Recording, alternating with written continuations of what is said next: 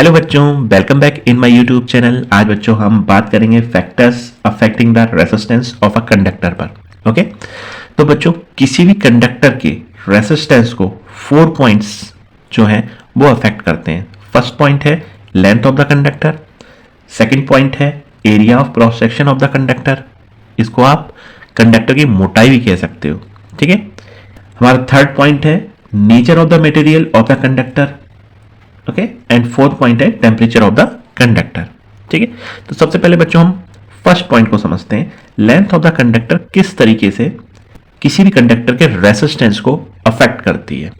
Okay, तो इसको हम एक एग्जांपल के थ्रू समझते हैं। सपोज कीजिएगा बच्चों, ये एक पाइप है जिसमें कि पानी फ्लो कर रहा है।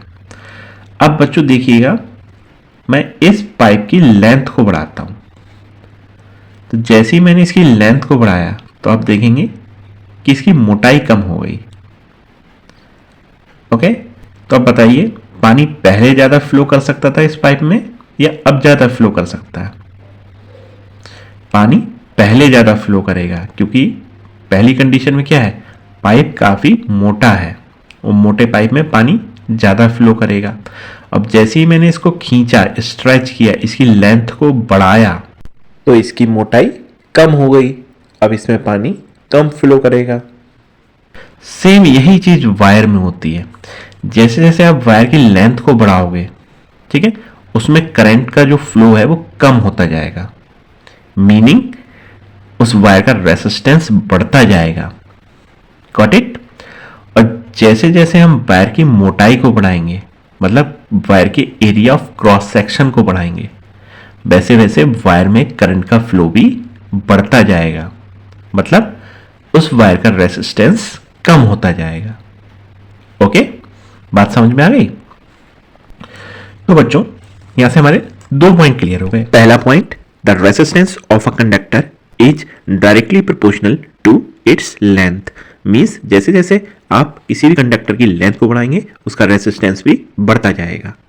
और दूसरा पॉइंट आपका क्या क्लियर हुआ कि आप किसी वायर के एरिया ऑफ क्रॉस सेक्शन को बढ़ाओगे। एरिया ऑफ क्रॉस सेक्शन क्या होता है बच्चों? सपोज कीजिएगा बच्चों, ये पेन है, ये क्या है, एक वायर है, तो इस वायर का एरिया ऑफ क्रॉस सेक्शन क्या होगा? ये वाला जो पार्ट है इसको बोलेंगे एरिया ऑफ क्रॉस सेक्शन। ठीक है, तो बच्चों अब आपको एरिया ऑफ क्रॉस सेक्शन समझ में आ गया होगा, किसी वायर का एरिया ऑफ क्रॉस सेक्शन क्या होता है। ठीक है, तो यहां से हमारा एक सेकेंड पॉइंट भी क्लियर हो रहा है कि जब भी हम किसी वायर के एरिया ऑफ क्रॉस सेक्शन को बढ़ाएंगे, ठीक है, मींस उस वायर की थिकनेस को बढ़ाएंगे, उस वायर की मोटाई को बढ़ाएंगे, ठीक है, तो क्या होगा, उसमें करंट का फ्लो बढ़ जाएगा। वायर जैसे जैसे मोटा होता जाएगा वैसे वैसे उसमें करंट का फ्लो बढ़ता जाएगा, मतलब उसका रेसिस्टेंस डिक्रीज करता जाएगा। तो यहां से हमें दूसरा पॉइंट क्लियर हुआ। और दूसरा पॉइंट क्या क्लियर हुआ कि the resistance of a conductor is inversely proportional to its area of cross section. Okay, means जो रेसिस्टेंस होता है, ठीक है, वो कंडक्टर के एरिया ऑफ क्रॉस सेक्शन के इनवर्सली प्रोपोर्शनल होता है। ठीक है, ये क्या है, एरिया ऑफ क्रॉस सेक्शन। जैसे जैसे एरिया ऑफ क्रॉस सेक्शन बढ़ेगा वैसे वैसे रेसिस्टेंस कम होगा। ठीक है, और जैसे जैसे रेसिस्टेंस बढ़ेगा एरिया ऑफ क्रॉस सेक्शन कम होता जाएगा। Okay, got it? अब बच्चों हम बढ़ते हैं थर्ड पॉइंट पे। तो बच्चों थर्ड पॉइंट क्या है? Nature of the material of the conductor. अब बच्चों इस पॉइंट को समझते हैं कि ये कंडक्टर के रेसिस्टेंस को किस तरीके से अफेक्ट करता है। सपोज कीजिएगा बच्चों, ये कोई एक वायर है, ठीक है,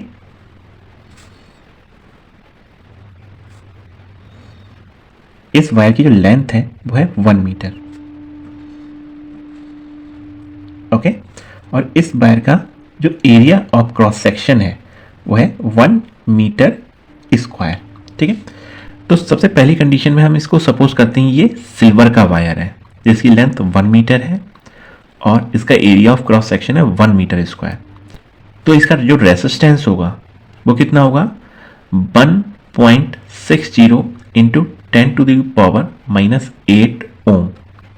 ओके, बट अगर ये कॉपर का वायर है जिसकी लेंथ 1 मीटर हो और area of the cross section 1 metre square हो, तब इसका रेसिस्टेंस हो जाएगा 1.69 इंटू 10⁻⁻8 ओम। ठीक है, तो दोनों कंडीशन में आप देख रहे हो कि रेसिस्टेंस चेंज हो जा रहा है। क्यों? क्योंकि मटेरियल भी चेंज हो रहा है। ओके, तो इस तरीके से जैसे जैसे आप मटेरियल को चेंज करोगे वैसे वैसे रेसिस्टेंस भी चेंज होता जाएगा।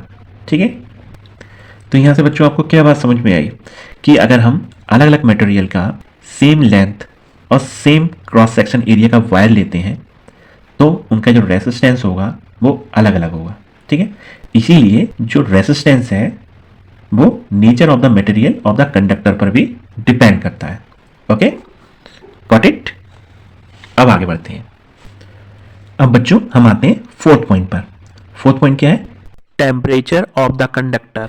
मतलब रेसिस्टेंस ऑफ अ कंडक्टर है वो टेम्परेचर पर भी डिपेंड करता है। ठीक है, अगर हम किसी भी कंडक्टर का टेम्परेचर बढ़ाएंगे, ठीक है, तो क्या होगा? तो बच्चों उस कंडक्टर के जो एटम्स वो क्या करते हैं? वाइब्रेट करना स्टार्ट कर देते हैं। किसी भी आप कंडक्टर के टेम्परेचर को बढ़ाओगे तो क्या होगा?